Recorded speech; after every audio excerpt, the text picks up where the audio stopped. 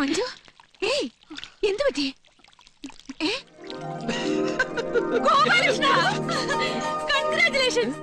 നമ്മുടെ മഞ്ജു ഛർദിച്ചു. അയ്യോ, ഞാൻ ആംബുലൻസ് വിളിച്ചിട്ട്. ഛർദി പലതരത്തിലുണ്ടോ? നമ്മുടെ മഞ്ജുവിന് വിളിച്ചു പറയട്ടെ.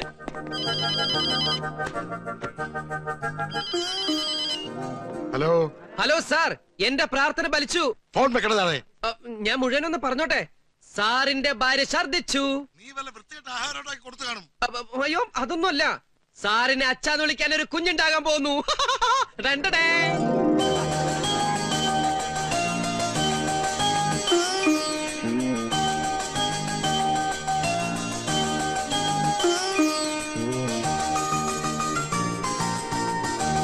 ദുബായിക്ക് പോണേ? ഉടനെ പോകത്തില്ലയോ? അവിടെ ചൂടാണോ? ഭയങ്കര ചൂടാ. അല്ല, നിങ്ങളൊക്കെ എന്താ ഇവിടെ ഇങ്ങനെ സംസാരിച്ചോണ്ട് ഭക്ഷണം സാറെന്താ വടി ഒഴുകി പോലെ നിൽക്കുന്നത്? സിഗരറ്റാ? സിഗരറ്റാന്ന് മനസ്സിലായി. ഇപ്പൊ സന്തോഷിക്കേണ്ട സമയല്ലേ? മോനു, കൺഗ്രാറ്റുലേഷൻ സർ. ജനിച്ചപ്പോഴേ കൊച്ചിന് അച്ഛന്റെ മുഖം. Keep it up. ചേച്ചി ഹാപ്പി അല്ലേ? ഞാൻ അങ്ങോട്ട് ചെല്ലട്ടോ, അവിടെ കുറെ ആൾക്കാരെ ഡീൽ ചെയ്യാനുണ്ട്. അവന്റെ ഒരു സന്തോഷം കണ്ടില്ലയോ? കർത്താവ് ഇതെന്നാ കളിയാ? കൊച്ചവന്റെ ആന്നോ?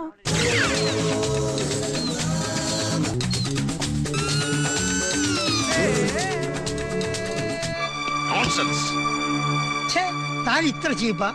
അവനെപ്പറ്റി താൻ അങ്ങനെ കരുതിയത്? നിങ്ങളൊക്കെ തല കുത്തി നിന്ന് ശ്രമിച്ചില്ല എന്റെ സ്വഭാവം മാറ്റാൻ. എന്നിട്ട് മാറിയോ? ഇപ്പൊ എന്റെ ഭാര്യയുടെ പ്രാർത്ഥന എന്താ അറിയോ? അടുത്ത ജന്മത്തിലെങ്കിലും ഗോപാലകൃഷ്ണൻ ഞങ്ങളുടെ മകനായി ജനിക്കണേന്ന്. ആ തിരുപ്പതിയുടെ കാര്യം നോക്കുക. ഗോപാലകൃഷ്ണൻ കാരണമല്ലേ അയാൾക്ക് അല്പമെങ്കിലും മനുഷ്യക്കോലം കിട്ടിയത്? അല്ല, ഞാൻ താൻ വേറെ ഒന്നും പറയണ്ട. ഞങ്ങൾക്കുള്ള പാർട്ടി ഏർപ്പാട് ചെയ്തോ. മാറ് മാറ് ചെറുക്കനെ ഞാനൊന്ന് കാണട്ടെ. ചായ ലേശം കൂടെ. ചായയോടെ അങ്ങനെ ശീലമൊന്നുമില്ല. ഇവനെ നിനക്ക് ഇഷ്ടായി എന്ന് പറഞ്ഞത്? ഞാനിപ്പോ വരാം. എന്റെ അമ്മയാ. നമസ്കാരം. എന്താ പേര്? ഗോപാലകൃഷ്ണൻ. ഒന്ന് എണീറ്റേ. എണീക്കാൻ. ഒന്ന് നടന്നേ. എന്താ?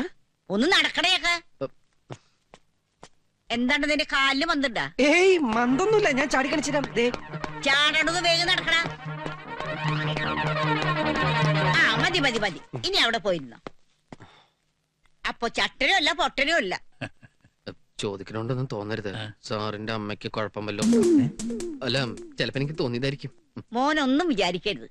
ഇവന്റെ അച്ഛൻ എന്നെ പെണ്ണ് കാണാൻ വന്നപ്പോ കൂടെ വന്ന തള്ള എന്നെ കൊണ്ട് ഇതൊക്കെ ചെയ്യിപ്പിച്ചതാ. എനിക്ക് സാറിനോടൊരു കാര്യം പറയാനുണ്ട്. അല്ല, വളരെ പേഴ്സണലാ. ഒരു മിനിറ്റ് ഒന്ന്. ഗോപാലകൃഷ്ണന്റെ അച്ഛന്റെ സ്ഥാനം എനിക്ക്. അതുകൊണ്ട് അവന്റെ കല്യാണ കാര്യത്തില് എനിക്ക് ചില തീരുമാനങ്ങളുണ്ട്. അയ്യോ, ഞാൻ അതല്ല പറഞ്ഞത്. പിന്നെ എന്റെ ഭാര്യയോടെ ശരീരം അധികം ഇളയതെന്നാ ഡോക്ടർ പറഞ്ഞു. ഞാൻ പറഞ്ഞിട്ട് അവള് കേൾക്കണില്ല. തന്റെ ഭാര്യയോട് പറഞ്ഞ് അവളെ ഒന്ന് ഉപദേശിക്കാൻ പറയണം. ഗോപാലകൃഷ്ണന്റെ വിവാഹാഘോഷ കമ്മിറ്റി ചെയർമാൻ ആണെന്ന് പറഞ്ഞ ഈ ബഹളം. തനിക്ക് അവന്റെ അമ്മാവനാവാമെങ്കിൽ തന്റെ ഭാര്യ ചെയർമാൻ ആകുന്നതിൽ ഒരു തെറ്റുമില്ല.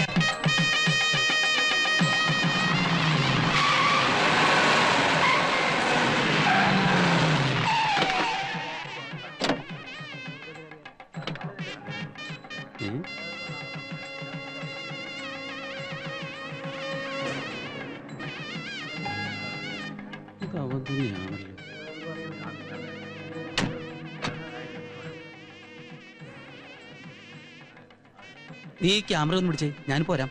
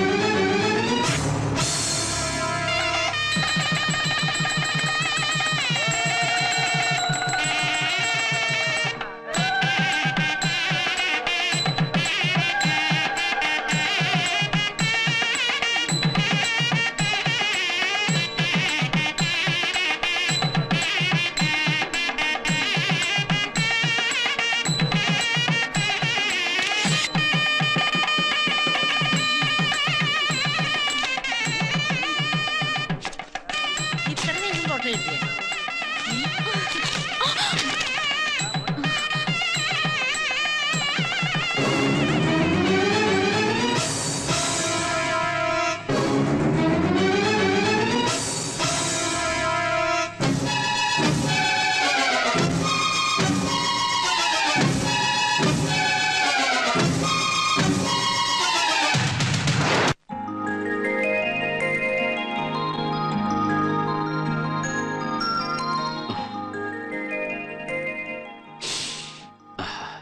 Sweet smell.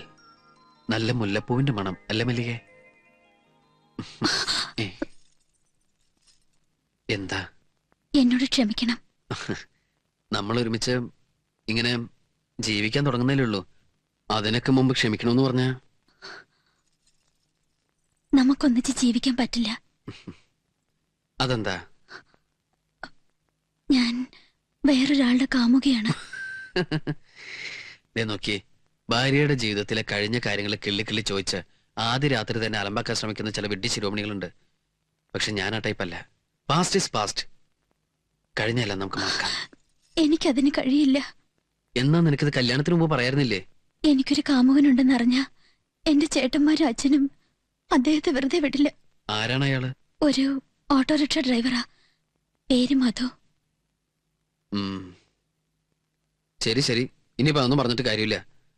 ഇന്നലെ വരെ നീ ഒരുത്തന്റെ കാമുകിയായിരിക്കാം, പക്ഷെ ഇപ്പൊ നീ എന്റെ ഭാര്യ. ഞാൻ ജീവിക്കുകയാണെങ്കിൽ അദ്ദേഹത്തിന്റെ കൂടെ ജീവിക്കും. എങ്കിൽ പിന്നെ നീ എന്തിനെ കല്യാണത്തിന് സമ്മതിച്ചേ? കല്യാണം കഴിഞ്ഞ് ചേട്ടന്റെ അടുത്ത് വിവരം പറഞ്ഞ ചേട്ടൻ ഞങ്ങളെ ഒരുമിച്ച് ജീവിക്കാൻ അനുവദിക്കുമെന്ന് കരുതി. നീ എന്തൊക്കെയാ പറയണേ? കല്യാണം കഴിച്ച പെണ്ണിനെ ആദ്യ രാത്രി തന്നെ കാമുവിന്റെ കൂടെ പറഞ്ഞയച്ചു പറഞ്ഞാ നിന്റെ അച്ഛനും ആങ്ങളമാരും എന്നെ വെറുതെ വിടുവോ? എന്തായാലും എനിക്ക് നിങ്ങളുടെ കൂടെ താമസിക്കാൻ കഴിയില്ല. ഞാൻ ഗർഭിണിയാണ്. ദയവേത് എന്നെ പറഞ്ഞു വിടണം. എന്നെ കൊണ്ടുപോകാനായിട്ട് മധുവേട്ടൻ പുറത്ത് ഓട്ടോറിക്ഷയായിട്ട് വെയിറ്റ് ചെയ്യ. ഞങ്ങൾ ഒന്നായി ജീവിക്കാൻ അനുവദിക്കണം. ഞാൻ കാല് പിടിക്കാം.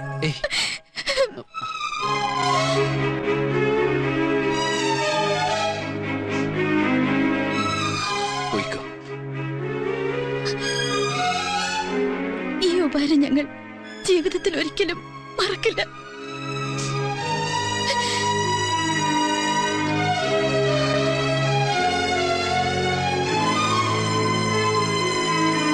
എന്നിട്ട് ആ പെൺകുട്ടിയുടെ വീട്ടുകാരെന്ത് പറഞ്ഞു? എന്റെ അമ്മാവന്റെ മോളായിരുന്നു ആ കുട്ടി.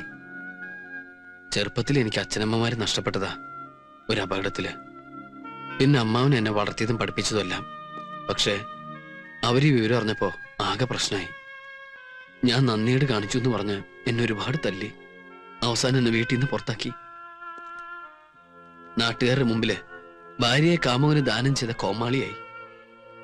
ഒടുവിൽ അച്ഛന്റെ ഒരു പരിചയക്കാരനാ എനിക്ക് ആശ്രയം തന്നത്. ഒരു പാവം പാചകക്കാരൻ. ഒത്തിരി കഷ്ടപ്പെട്ടിട്ടുണ്ട് സാർ ഈ നിലയിലെത്താൻ. സാറിന്റെ മുമ്പിൽ നിൽക്കാനുള്ള യോഗ്യത പോലും എനിക്കില്ല.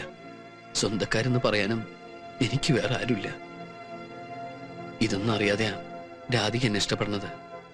സാറ് തന്നെ രാധിയെ പറഞ്ഞ് മനസ്സിലാക്കി ഇതിന്ന് പിന്തിരിപ്പിക്കണം. ഇല്ല മോനെ, ഒരധ്യാപകനായിട്ട് റിട്ടയർ ചെയ്തയാളാ ഞാൻ. നുണ പറയാത്ത കുട്ടികളെ എനിക്ക് ജീവന് തുല്യ.